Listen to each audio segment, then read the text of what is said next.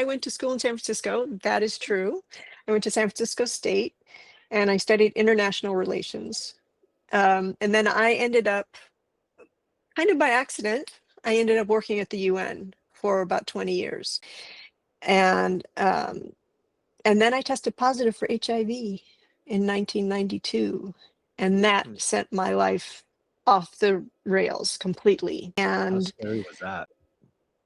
very scary because it was before we had treatment. Mhm.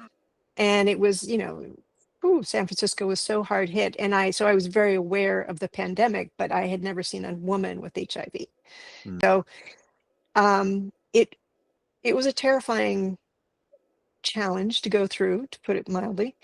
But I started working with the organization, and the woman who ran it, she immediately saw that I had interest in international stuff. And she said, there's a couple of organizations. I'm going to try and guide you towards some of that stuff.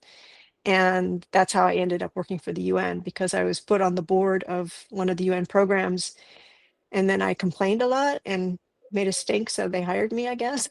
So I was actually the first openly positive person to work at UNAIDS, which is a cross agency program to sort of focus the work on HIV for the whole UN system.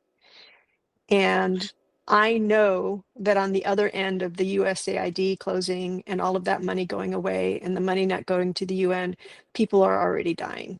And it makes me so angry.